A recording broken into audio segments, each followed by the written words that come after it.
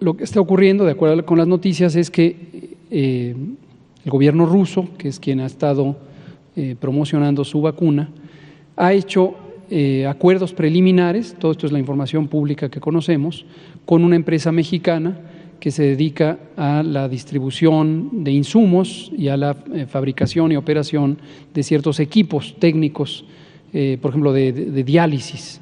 Ha sido el giro principal de esta empresa, llamémosle comercializadora o distribuidora o de logística de equipos e insumos para la salud. Hasta donde se conoce, el propósito de este acuerdo es que el gobierno ruso tenga un mecanismo de distribución de la vacuna, y en este caso la distribuidora es una distribuidora privada, no tiene nada que ver con el gobierno de México. La operación de los acuerdos, asumiendo que se cumplen todos los requisitos de ley, pues el gobierno no tiene nada que decir al respecto. Qué bueno que se haga, porque eventualmente podría facilitar el acceso a la vacuna. Mañana vamos a tener una reunión precisamente con el gobierno ruso para comentar sobre la vacuna rusa. Pero este caso concreto o cualquier otro, y se hable de 32 millones o de 50 o de 100 o de 2 millones, cualquier cantidad de dosis, todas indefectiblemente tienen que pasar por la verificación sanitaria, por el proceso de análisis de riesgos sanitarios. Y en COFEPRIS existe una entidad que se llama el Comité de Moléculas Nuevas, que es un comité de personas expertas, científicas, que deben tener independencia respecto a cualquier otro interés, por ejemplo, comercial. Deben. ¿Por qué lo enfatizo tanto? Porque sabemos que en el pasado no era necesariamente el caso, pero ahora sí lo estamos cuidando mucho. Las personas que participan ahí no deben tener ninguna relación con entidades comerciales sobre los productos que evalúan.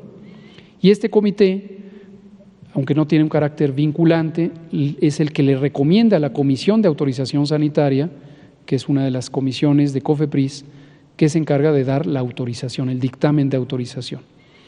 No ha ocurrido en la historia del Comité de Moléculas Nuevas, excepto en una ocasión, que la comisión correspondiente actuara en un sentido diferente a la recomendación. Desde luego aquí vamos a cuidar mucho que la recomendación esté amparada en una rigurosa evaluación científica. Las personas que están participando en el Comité de Moléculas Nuevas son personas con integridad, son personas competentes, conocedoras de los distintos temas. Cada sesión del comité se adapta también a las realidades de lo que se va a evaluar.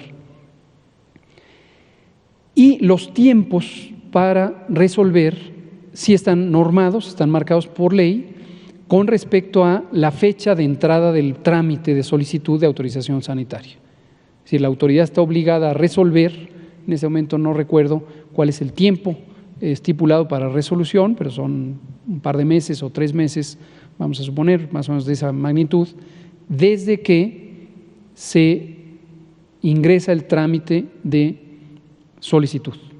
Ahora, ¿qué puede ocurrir? Que se ingresa un trámite, pero la evidencia científica no es suficiente para poder recomendar por parte del Comité de Moléculas Nuevas y, por lo tanto, resolver por parte de la Comisión de Autorización Sanitaria y de la persona titular de COFEPRIS que se le da un dictamen favorable. Entonces, hay una figura en la que queda pendiente o queda en revisión, sujeto a una segunda emisión de evidencia. Es decir, se le niega, queda temporalmente sin la autorización. Si hay más evidencia y la evidencia es convincente y cambia el criterio, se dice, bueno, ya satisfizo la evidencia necesaria para saber que tiene calidad, seguridad y eficacia. Entonces se procede. Lo enfatizo por lo que hemos venido diciendo. Esto es un asunto sumamente delicado y ninguna autoridad sanitaria del mundo debería dar un trámite rápido.